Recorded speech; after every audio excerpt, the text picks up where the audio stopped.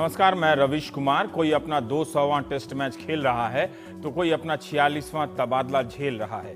Wankhede stadium में आज Sachin 38 run बनाकर नॉट आउट हैं तो चंडीगढ़ में आईएएस अधिकारी अशोक खेमका सिर्फ 4 तबादले दूर हैं अपने ट्रांसफर के अर्धशतक तक पहुंचने से। आमतौर पर ऐसी तुकबंदी का कोई मतलब नहीं होता, पर भाषा के बर्ताव में हम इस तरह के आचरणों के शिकार हो जाते हैं ताकि लगे कि कहीं अशोक खेमका तबादलों के तेंदुलकर तो नहीं बनने वाले हैं। इस विवाद को सही से समझने की जरूरत है। रॉबर्ट वाड्रा की जमीन से जुड़े मामले को उजागर करने के बाद से ही अशोक खेमका लगातार सुर्खियों में है। जैसे उन्होंने नियमों के आधार पर मीन मेख निकाला, उसी तरह सरकार ने भी उनके काम में मीन मेख निकालकर चार्जशीट तक दायर कर दिया। सरकार के और एक अफसर के बीच की इस निरंतर लड़ाई में हम और आप कैसे प्रवेश करते हैं, अपनी अपनी धारणाओं के साथ या जानकारियों के सहारे बारीक लड़ाई में हम और आप कैसे इन पहलुओं को देखते हैं। एक अफसर होता है जो किसी सरकार की निगरानी में जनता के लिए काम करता है, लेकिन यहां तो सरकार ही खेमका के लिए ज्यादा काम करती हुई लग रही है। कभी रात 11 बजे तबादला हो जाता है तो कभी छुट्टी से लौटकर आते हैं तो पता चलता है कि वहां है ही नहीं जहां से गए थे। क्या अशोक खेमका के सभी 46 तबादले इन्हीं वजहों से हुए? मुझे कोई जानकारी नहीं है। कोई तबादला रूटीन भी होगा या कोई प्रताड़ना भी, मगर 21 साल के कैरियर में 46 तबादले कम नहीं होते। खेमका का तबादला चौटाला की सरकार में भी हुआ और हुड्डा की सरकार में भी हो ही रहा है। कल रात को जब यह खबर आई कि हरियाणा सरकार ने खेमका को आर्काइव्स डिपार्टमेंट के महानिदेशक पद से मुक्त कर चुनाव कार्य में भेजने का फैसला किया है तो पहली नजर में लगा कि रॉबर्ट वाड्रा मामले में सख्त कदम उठाने की एक और सजा मिली है। खेमका ने अपने प्रधान सचिव को एक खत भी लिखा है आज और कहा है जिसमें कि मैं 9 से 12 नवंबर के बीच आपकी ही अनुमति से छुट्टी पर था। इसी दौरान मुझे मौजूदा जिम्मेदारी से मुक्त कर दिया गया है, जबकि चुनाव आयोग से संबंधित कोई भी नियुक्ति आपके दफ्तर से ही होती है। आज सुबह श्री प्रदीप कासनी ने मुझे फोन किया कि वे आज मेरी जगह चार्ज लेना चाहते हैं। मैं ये जानना चाहता हूं कि क्या मैं आर्काइव डिपार्टमेंट के सचिव के पद पर हूं या नहीं। जब तक मुझे स्पष्टीकरण नहीं मिल जाता है मैं अपना कार्यभार किसी को नहीं सौंपूंगा। इसके लिए मुझे प्रताड़ित नहीं किया जाना चाहिए। खेमका को चुनाव कार्य के लिए अफसरों की रिजर्व सूची में डाला गया है। क्या सचिव स्तर के आईएएस अधिकारी को भी रिजर्व सूची में इस तरह से डाला जा सकता है? इसकी तकनीकी जानकारी मुझे नहीं है। हरियाणा के मुख्य सचिव आर.के. चौधरी ने एक बयान जारी कर कहा है कि 8 आईएएस अफसरों का तबादला हुआ है, जिसमें से 3 अपना चार्ज देकर चुनावी ड्यूटी पर तैनात हो चुके हैं, जबकि अन्य 5 को तब उनके चार्ज से मुक्त किया जाएगा जब चुनाव आयोग उन्हें बुलाएगा। अगर चुनाव आयोग ने नहीं बुलाया तो उनका तबादला नहीं माना जाएगा। बस इतनी सी बात है। अगर मुख्य सचिव के जवाब सही हैं और खेमका अपने पद पर हैं तो खेमका को प्रदीप कासनी ने क्यों फोन किया कि वे उनकी जगह चार्ज लेने आ रहे हैं? कहीं सरकार अपना रुख तो नहीं बदल रही है? खैर, अब आते हैं चंद सवालों पर। खेमका मामले में आईएएस बिरादरी की वैसी सक्रियता क्यों नहीं दिखती जैसी यूपी की आईएएस अधिकारी दुर्गा शक्ति नागपाल के वक्त दिखाई पड़ी थी? तब यूपी और केंद्रीय आईएएस संगठन ने भी मंत्रियों से मिलकर इस तरह के तबादले का विरोध किया था, लेकिन यही बिरादरी खेमका के मामले में चुप रही। अभी कल ही यूपी की एक आईपीएस मंजिल सैनी का उन्होंने अपनी छुट्टी मांगी है। मुझे यह नहीं मालूम कि हरियाणा में आईएएस अफसरों का संगठन अशोक खेमका के मामले में क्या राय रखता है। अभी हाल ही में सुप्रीम कोर्ट ने एक आदेश दिया है कि 3 महीने के भीतर सिविल सर्विस बोर्ड बने जो सर्विस मामलों में सरकार को मशवरा दे। कार्यपालिका इसकी राय बदल सकती है, मगर उसे सब कुछ लिखित रूप से दर्ज करना होगा। इसके अलावा अधिकारी के कार्यकाल की न्यूनतम समय सीमा तय कर दी जानी चाहिए। 3 महीने के अंदर यह सुनिश्चित किया जाना चाहिए। अब इस मामले में इंडियन एक्सप्रेस में सुप्रीम कोर्ट की एक वकील मेनका गुरुस्वामी ने लिखा है कि तमाम सरकारी आयोगों ने ही यह सुझाव दिया कि न्यूनतम कार्यकाल होना ही चाहिए। बार बार तबादले से प्रशासन का स्तर और विश्वसनीयता गिर जाती है। केंद्र सरकार ने भी हलफनामे में कहा कि इसके लिए कई नियम बनाए गए हैं। कई राज्यों में नोटिफिकेशन भी जारी किए गए हैं कि कम से कम 2 साल का कार्यकाल तो होना ही चाहिए। इसमें हरियाणा भी एक है। क्या 2 साल के न्यूनतम कार्यकाल की सीमा अशोक खेमका पर लागू होती है?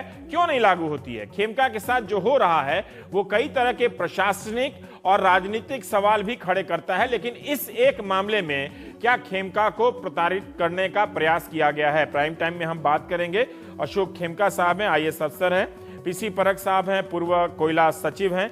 और टीएसआर सुब्रमण्यम, पूर्व कैबिनेट सचिव। और रणदीप सिंह सुरजेवाला, थोड़ी देर में जुड़ जाएंगे हमारे साथ। खेमका साहब, हम ये जानना चाहते हैं कि सरकार का भी एक प्रतिक्रिया आई है। आप जिस प्रदेश के हैं, आपके प्रदेश के चौधरी साहब ने, मुख्य सचिव ने, प्रधान सचिव ने यह प्रतिक्रिया दी है कि आपका तबादला नहीं हुआ है और ये कहा है कि आप एक रिजर्व में रखे गए हैं।